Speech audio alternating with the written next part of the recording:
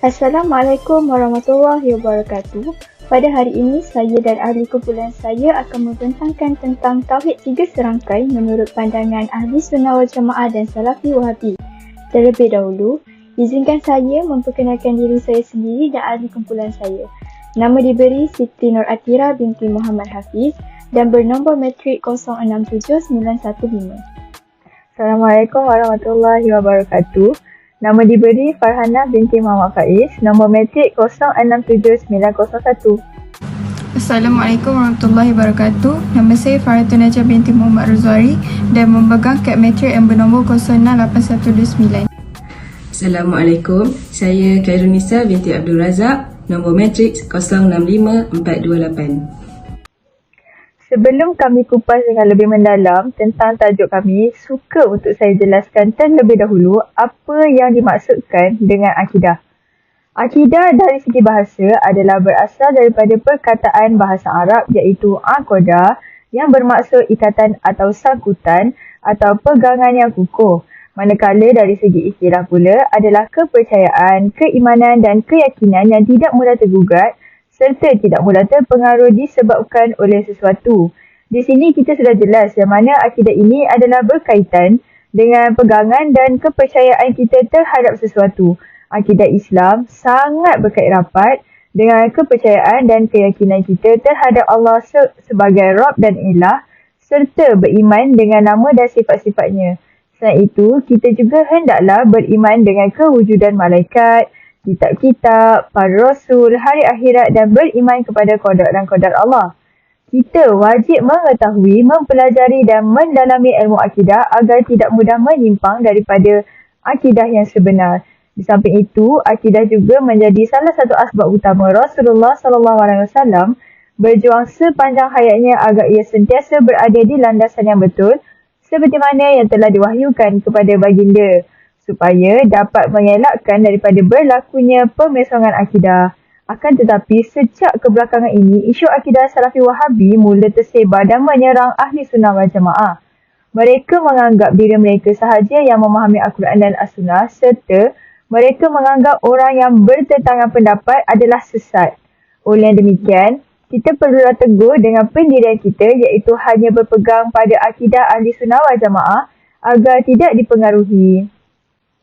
Kita teruskan perbincangan kita dengan mengenali terlebih dahulu tentang latar belakang akidah Ahli Sunnah wal Jamaah dan akidah Salafi Wahabi. Penubuhan Ahli Sunnah wal Jamaah tidak merujuk kepada mana-mana parti politik atau mazhab. Akan tetapi, ia adalah pegangan asas yang telah wujud 1000 tahun lama dahulu seperti mana yang disebutkan oleh Ustaz Muhammad Wadi Anwar Ayub dalam rakaman video beliau di YouTube. Istilah Ahli Sunnah wal Jamaah diambil dan dirumus oleh ulama berdasarkan riwayat hadis daripada Abdullah bin Amr radhiyallahu anhu bahawa Rasulullah SAW bersabda, sesungguhnya telah berpecah Bani Israel kepada 72 kelompok, manakala umatku akan berpecah kepada 73 kelompok di mana kesemuanya akan ke neraka kecuali satu kelompok. Mereka bertanya, siapakah itu wahai Rasulullah? Baginda menjawab, mereka adalah golongan yang berpegang kepada ajaranku dan para sahabatku. Riwayat At-Tirmizi. Berdasarkan riwayat hadis tadi, para ulama menyimpulkan bahawa satu kelompok yang dimaksudkan oleh Rasulullah ialah Ahli Sunnah wal Jamaah. Selain itu, Ahli Sunnah wal Jamaah juga adalah golongan yang memahami dan berperang kepada Al-Quran dan As-Sunnah Rasulullah, mengikut manhaj dan kaedah salaf dan khalaf iaitu Asy'ariyah dan Maturidiyah. Adakah Imam Abu Hasan Al-Asy'ari dan Abu Mansur Al-Maturidi ni adalah pengasas kepada akidah Ahli Sunnah wal Jamaah? Tidak. Mereka bukanlah pengasas kepada akidah Ahli Sunnah wal Jamaah. Akan tetapi jasa kedua-dua tokoh tersebut dalam menyusun dengan lebih sistematik pegangan dan ajaran yang dibawa oleh Rasulullah dan para sahabat. Akidah Ahli Sunnah wal Jamaah disifatkan dengan akidah yang tepat, lurus, jelas dan selamat daripada kekeliruan. Akidah Ahli Sunnah wal Jamaah sudah lama bertapak di Malaysia. Bagi aspek fiqah, kita merujuk kepada mazhab Syafi'i. Manakala bagi aspek akidah pula, kita merujuk kepada mazhab Asy'ariyah Maturidiyah. Pandangan-pandangan Imam Ghazali pula diguna pakai dalam aspek akhlak. Seterusnya, kita sentuh pula tentang latar belakang akidah Wahabi. Perkataan Wahabi itu diambil sempena pengasas akidah ini iaitu Muhammad bin Abdul Wahab. Fahaman ini diperkukuhkan lagi oleh keluarga Bani Saud yang kini memerintah negara Arab Saudi, menjadikan fahaman ini secara tidak langsung mula tersebar dalam kalangan rakyat. Golongan ini lebih gemar menjenamakan diri mereka sebagai Salafi, Salafiyah, Muwahhidun dan banyak lagi. Golongan Wahabi lebih cenderung pada mazhab Hambali bagi permasalahan fiqh dan pendapat Syekh Ibn Taymiyah bagi perkara yang berkait rapat dengan akidah. Seterusnya, siapakah Muhammad bin Abdul Wahab ini? Kita pergi sepintas lalu tentang latar belakang Muhammad bin Abdul Wahab yang merupakan pengasas kepada akidah ini. Sejak kecil, beliau sangat suka menuntut dan mempelajari ilmu. Beliau juga mula mengembara ke negeri-negeri di tanah Arab untuk menuntut ilmu. Beliau telah berjumpa dengan ramai guru, antaranya ulama di Mekah dan Madinah. Ketika beliau di Iraq pula, beliau sempat berguru dengan ulama Basrah seperti Syekh Muhammad Al-Mujmi'i. Pada tahun 1160 Hijrah, Syekh Muhammad bin Abdul Wahab telah menandatangani perjanjian dengan Imam Muhammad bin Saud untuk membentuk sebuah kerajaan. Hasil daripada perjanjian tersebut, Syekh Muhammad bin Abdul Wahab menjadi sumber rujukan utama. Sepanjang hayat beliau adalah bertujuan untuk menentang bid'ah dan menyatupadukan bangsa Arab. Beliau mengetuai gerakan Wahabi dan beliau meninggal dunia pada tahun 1206 Hijrah. Antara ciri-ciri golongan Wahabi yang boleh saya kongsikan ialah mereka akan menyesatkan ahli sunnah aliran Asy'ariyah dan Maturidiyah. Golongan Wahabi juga mudah membid'ahkan sesuatu perkara. Di samping itu, apa yang membezakan akidah Ahlussunnah wal Jamaah dan akidah Wahabi adalah tauhid yang dipegang oleh golongan Wahabi ialah tauhid rububiyah, uluhiyah dan tauhid asma wa sifat. Rububiyah berasal dari perkataan Arab. Kalimah ini mempunyai beberapa pengertian seperti pemimpin, pemilik, penguasa dan juga pemelihara. Namun, pengertian rububiyah tidak mencukupi semua yang di atas dan sifat yang sempurna hanyalah milik Allah SWT. Rububiyah ialah Tuhan yang mengatur segala-galanya. Justru, tauhid rububiyah berkisah tentang cara hamba menegaskan bahawa Allah adalah satu-satunya Tuhan dalam konteks Tuhan yang mengatur keperluannya. Tauhid rububiyah bererti bahawa Allah adalah Tuhan yang Maha Kuasa dari segala sesuatu, pemiliknya dan pencipta dari peraturan yang mengatur kehidupan. Tidak ada keraguan bahawa ia adalah orang yang hidup, yang membunuh, yang mendapat manfaat dan juga yang membawa hukum kerusakan. Terutama dia adalah penerima doa dalam kesulitan. Segala sesuatu untuknya, kebaikan datang kepadanya dengan tangannya sendiri dan tidak ada yang dapat menolongnya. Semuanya dilakukan secara bersendiri. Semua hamba-hambanya hanya ingin bersatu dengan Allah Subhanahu Wa Taala. Namun, tauhid ini saja tidak cukup untuk menjamin seseorang hamba bahawa dia ialah seorang Muslim. Tetapi perlu disusuli dengan tauhid uluhiyah iaitu mengesahkan Allah Subhanahu Wa Taala dalam ketuhanannya. Kerana orang musyrik juga mempercayai Allah SWT dalam tauhid rububiyah, namun tidak mengabadikan diri kepadanya. Dan seterusnya Allah telah berfirman, tanyakanlah siapakah yang memberi rezeki kepada kamu dari langit dan bumi, atau siapakah yang berkuasa sanggup menciptakan pendengaran dan juga penglihatan, siapakah yang mengeluarkan yang hidup dari yang mati dan yang mati dari yang hidup, dan siapakah yang mengatur segala urusan. Maka mereka akan menjawab, Allah. Maka katakanlah, mengapa kamu tidak bertakwa? Selain itu, firman Allah SWT bahawa, dan sesungguhnya jika kamu bertanya kepada mereka, siapakah yang menciptakan mereka? Nescaya mereka akan menjawab, Allah. Akhir sekali, dan sesungguhnya jika kamu tanyakan kepada mereka, siapakah yang menurunkan air dan dari langit lalu menghidupkan bumi dengan air itu sesudah matinya? Tentu mereka akan menjawab Allah Subhanahu Wa Taala. Kewujudan Tauhid Rububiyah telah diakui secara universal. Tidak ada yang menyangkanya, bahkan fikiran manusia mampu memahaminya dan tidak juga orang lain. Orang yang terkenal kerana penolakan itu adalah Fir'aun. Terlepas dari keraguannya, hatinya masih percaya pada keberadaan Tuhan. Namun hatinya tetap percaya akan kewujudan Tuhan.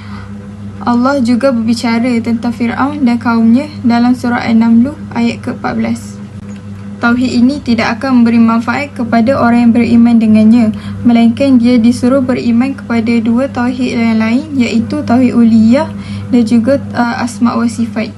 Imam Ibn Al-Qayyim telah berkata, seandainya kepercayaan kepada tauhid rububiyah dapat menyelamatkan, nescaya orang-orang musyrik akan terselamat.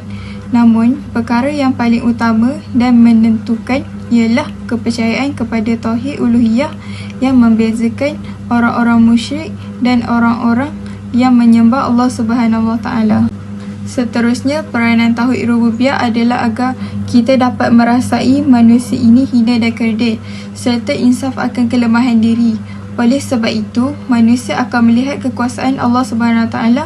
Antara contoh sifat-sifat rububiyah yang menjadi hak Allah Subhanahu Wa Taala, Tuhan alam semesta sahaja adalah Al-Khalaq, iaitu penciptaan, Ar-Razak, pencipta atau pemberi rezeki, Al-Mulk, iaitu pemilik kuasa dan urusan yang memastikan sifat-sifat, Al-Matah, iaitu pencipta kematian, Al-Ihya, pencipta kehidupan, Al-Naf, iaitu pemberi manfaat, Al-Da, penolak mudarat, Al-Izzah, pemberi kemuliaan, dan akhir sekali adalah pemberi kerendahan. Menurut Wahabi, tauhid rububiyah ini berlaku secara umum bagi Muslim dan juga orang kafir. Maksudnya, orang bukan Islam musyrik juga termasuk di dalam pengamal tauhid rububiyah disebabkan mereka mengakui keesaan Allah SWT sebagai satu-satunya pencipta. Salafi mendasarkan argumennya pada surah Al-Zukhruf ayat 43 dan 47 di mana Allah berfirman, dan sungguhnya kamu bertanya kepada mereka, siapakah yang menciptakan mereka? Nescaya mereka akan menjawab Allah. Maka bagaimanakah mereka dapat dipalingkan dari menyembah Allah Subhanahu Wa Taala? Golongan Aswaja telah menganggap perbincangan ini sebagai hujah yang batil dan sesat. Sebabnya, yang pertama, dalam syariah tidak boleh menyebut orang kafir sebagai muwahhid, iaitu orang yang bertauhid, dan tidak juga dikenal meskipun disebut setengah bertauhid dengan sebahagian akidah umat Islam. Orang yang mengakui akan kewujudan Allah dan juga memahami bahawa Allah adalah Tuhan yang layak disembah tapi tidak mahu masuk ke dalam Islam sebagai muwahhid. Jadi, orang seperti ini tetap akan dianggap kafir. Sesungguhnya Allah telah memutuskan di antara mereka tentang apa yang mereka berselisih padanya. Sesungguhnya Allah tidak menunjuki orang-orang yang pendusta dan sangat ingkar. Dalam ayat ini, Allah telah menyifati orang kafir dengan penipuan dan kekufuran. Hal ini telah bertentangan dengan pandangan golongan Wahabi yang menunjukkan bahawa orang kafir bertauhid rububiyah, sedangkan Allah secara jelas telah menyifati mereka dengan kekufuran. Manakala yang seterusnya, sebab yang kedua adalah orang kafir yang telah dinyatakan seperti telah disebut dalam Al-Quran dalam surah Az-Zumar 39-38 dan Luqman 31-25. Dan sungguh, jika kamu bertanya kepada mereka, siapakah yang menciptakan mereka? Nescaya mereka akan menjawab Allah. Kata-kata orang kafir tersebut tidaklah bermaksud bahawa mereka ni mengakui akan tauhid rububiyah menurut pandangan Salafi. Dan ianya juga bukan bermaksud mereka mengakui akan kewujudan Allah SWT. Ucapan orang kafir tersebut dalam konteks semasa Nabi mendebat mereka dengan menggunakan dalil-dalil yang menetapkan bahawa adanya Allah SWT dan membatalkan sembahan selain Allah SWT. Secara umumnya, tauhid uluhiyah juga dikenali sebagai tauhid ibadah. Seperti yang kita tahu, tauhid uluhiyah ini adalah salah satu daripada tauhid tiga yang dipecahkan oleh golongan Wahabi dan telah pun menjadi fahaman mereka sendiri. Jadi, apakah yang dimaksudkan dengan tauhid uluhiyah ini? Terdapat beberapa maksud tauhid uluhiyah yang diertikan oleh banyak pihak. Antara salah satunya ialah tauhid uluhiyah ini bermaksud perkara yang merangkumi perbuatan ibadah.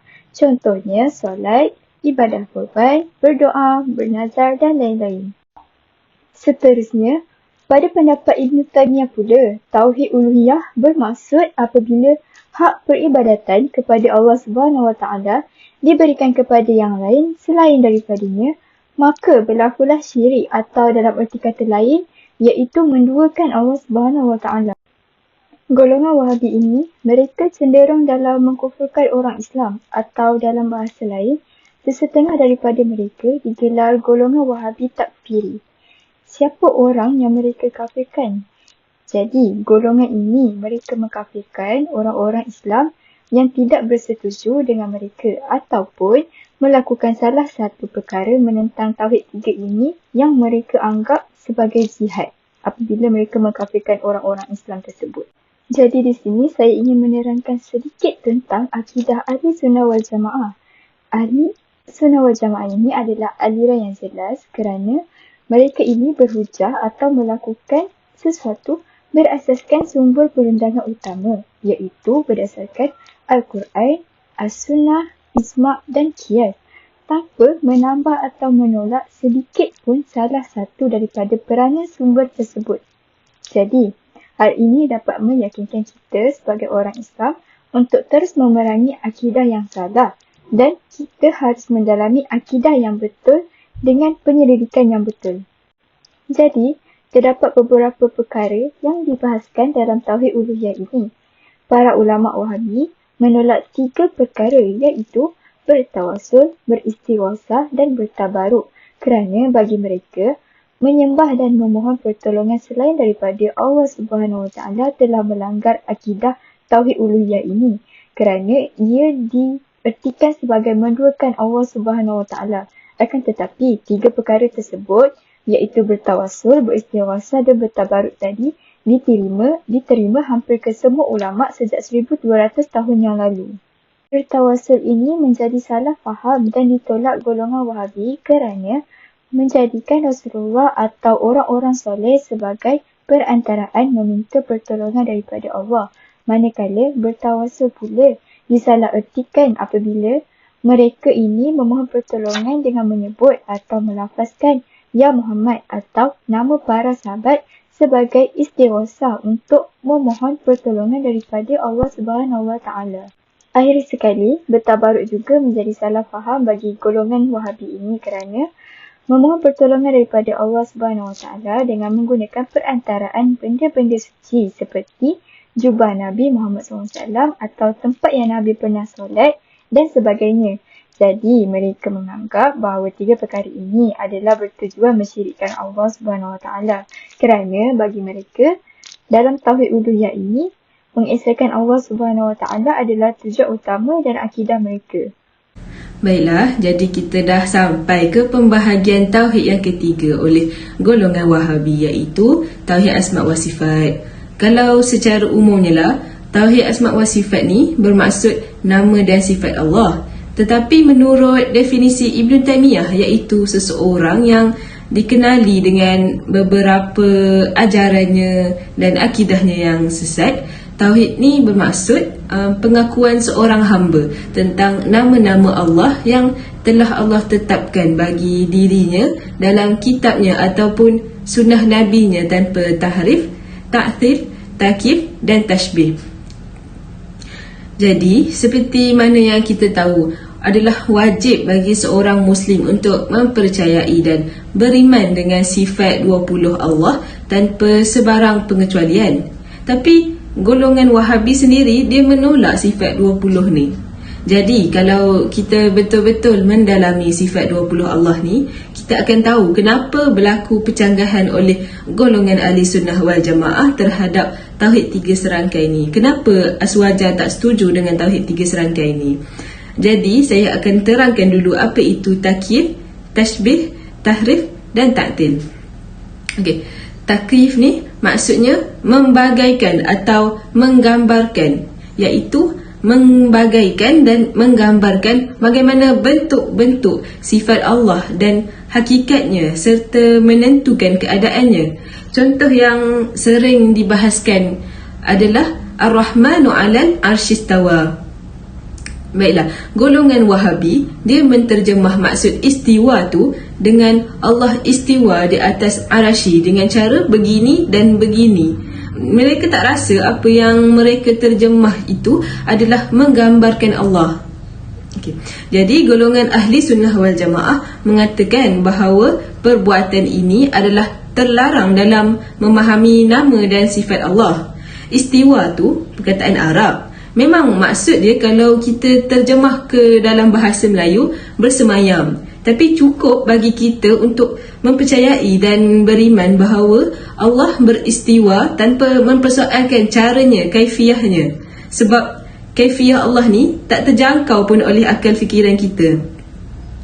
Jadi wajib bagi kita untuk tak persoalkan kaifiah Allah. Namun wajib juga kita beriman dengan sifat tersebut sebab Allah yang kabarkan dalam Al-Quran. Okey, jadi tashbih pula. Tashbih ni menyamakan. Ia bermaksud menyamakan zat atau sifat Allah Ta'ala dengan zat atau sifat makhluk selainnya. Okey, seterusnya tahrif. Tahrif ni mengubah. Ia bermaksud mengubah atau menukar lafaz-lafaz nama dan sifat Allah dengan menambahnya atau mengurangkannya atau menukarkan sebutannya atau memberikan makna yang baru atau menakwil maknanya bertentangan dengan maknanya yang asal. Baiklah, yang seterusnya ta'til. Ta'til ni menafikan. Ia bermaksud menolak sifat-sifat ketuhanan bagi Allah Ta'ala yang diberitahu menerusi Al-Quran dan hadis dan mengingkari kewujudan bagi zat Allah Ta'ala. Contoh yang lain pula adalah terjemahan tangan Allah dalam surah Ma'idah. Golongan Wahabi memberi maksud tangan Allah dengan makna dua tangan yang dicirikan dengan memberi. Jadi kita dapat lihat di sini golongan Wahabi menyamakan zat Allah dengan makhluk dan ini adalah dilarang sama sekali. Menurut pandangan yang sahih iaitu pandangan ahli sunnah wal jamaah, yadun tu bahasa Arab. Jadi bila kita melayukan, okey dia tangan tapi itu kan ayat majaz. Jadi dia bukan tangan. Jadi kita tak boleh nak terjemah macam tu. Jadi itulah pentingnya belajar balaghah, belajar nahwu. Baiklah. Okey, jadi jelaslah bahawa akidah ahli sunnah wal jamaah menolak tauhid tiga serangkai ini sebab Wahabi mengikut fahaman Mujassimah bahawa Allah Subhanahu wa taala mempunyai badan dan anggota badan, sedangkan Allah berfirman dalam surah Asy-Syura ayat 11. Allah iaitu pencipta langit dan bumi. Dia menjadikan bagi kamu pasangan-pasangan dari jenis kamu sendiri dan dari jenis haiwan ternakan pasangan-pasangan juga. Dijadikannya kamu berkembang biak dengan jalan itu. Tidak ada sesuatu pun yang serupa dengan dia dan dia yang maha mendengar, maha melihat. Allahu a'lam. Berdasarkan perkongsian daripada kami, apa yang dapat disimpulkan adalah fahaman dan akidah Ahlussunnah wal Jamaah adalah yang bertepatan dengan ajaran yang dibawa oleh Rasulullah dan para sahabat. Akidah Ahlussunnah wal Jamaah adalah satu-satunya akidah dan pegangan yang diyakini dan jaminan selamat daripada azab api neraka oleh Rasulullah sendiri. Selain itu, pendapat golongan Wahabi yang bertentangan dengan fahaman Ahli Sunnah wal Jamaah ini menyebabkan tercetusnya hilaf. Sebagai umat Islam yang mempercayai dan meyakini Allah Subhanahu Wa Taala, kita perlulah berpaksikan akidah Ahli Sunnah wal Jamaah ini agar tidak mudah dipengaruhi oleh golongan yang bertentangan dengan akidah Ahli Sunnah wal Jamaah. Seperti mana yang disebutkan oleh Ustaz Muhammad Wadi Anwar, tauhid tiga serangkai yang diamalkan oleh golongan Wahabi sama sekali berbeza dengan tauhid yang diamalkan oleh Ahli Sunnah wal Jamaah dan ia tidak diiktiraf oleh para ulama. Oleh itu, kita perlulah mendalami ilmu-ilmu agama bagi mempertahankan akidah Ahli Sunnah wal Jamaah daripada dicemarkan oleh golongan-golongan tertentu. Wallahu alam. Sekian saja perkongsian daripada kami. Saya sudahi dengan ucapan terima kasih dan Assalamualaikum warahmatullahi wabarakatuh.